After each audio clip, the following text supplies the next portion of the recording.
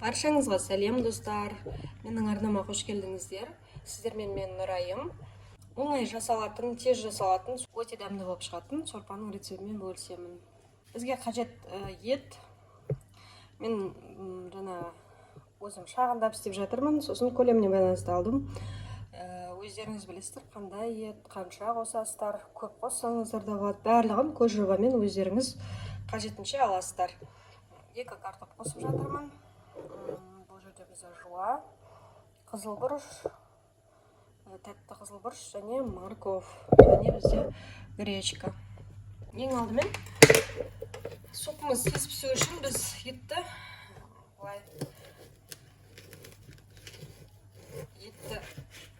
төрт-бешлеп тураймыз тез пісу үшін.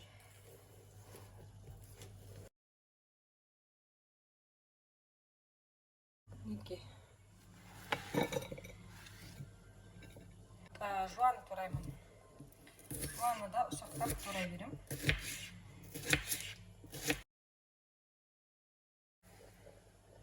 Қызылбұрышты мен жаңадай сәл тамаққа қызыл рең беріп тұрсын деп солай қосып жатырмын. Томат болмай тұр менде, соның орнына сәл жаңа қазір жуаменен шыжғырып алатын боламын. Сол кезде сорпамыз сәл сарғайып әдемі болып шығады.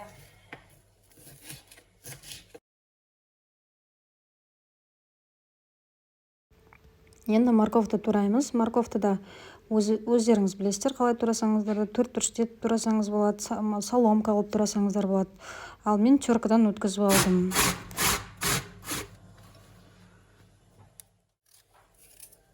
Картопты осылай ұзынша етіп турайтын боламын.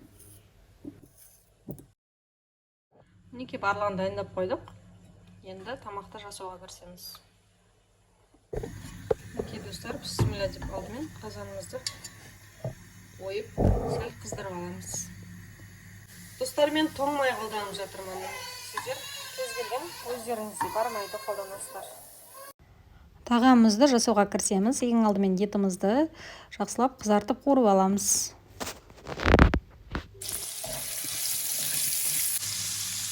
Мінекей сәл қызартып қуырып алдық. Енді жуамызды салып қуырамыз.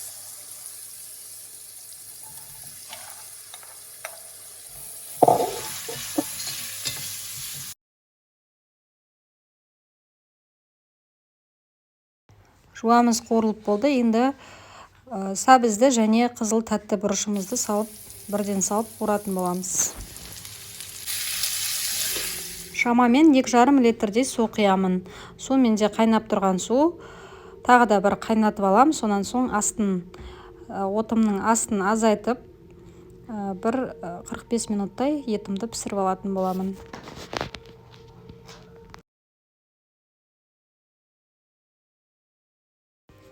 Картопымызды бір 5 минуттай қайнатып аламыз.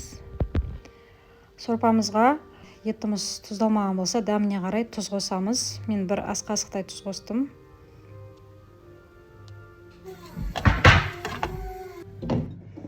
Достар, картопымыз пісіп қалған кезде біз гречкамызды саламыз.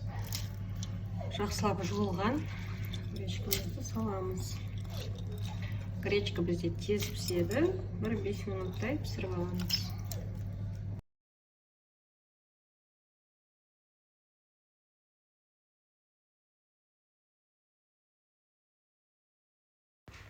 Гречкамыз пісуге жақындағанда біз лавровый лист және аскокты саламыз. Бір 5 минуттай ұстаймыз, содан соң тағамыз дайын болады.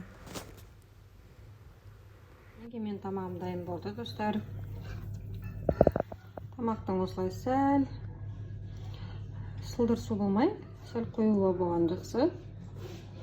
Мінекей әп-әдемі болып біздің сорпамыз пісті.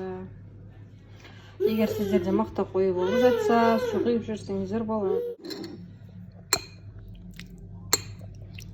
Сорпамыз өте дәмді болған. Достар, лайк басып, комментарий жазып, өз ойларыңызбен бөлісіп кетіңіздер.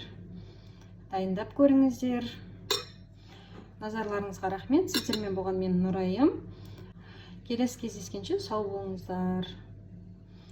Алда әлі де күшті рецептер болады.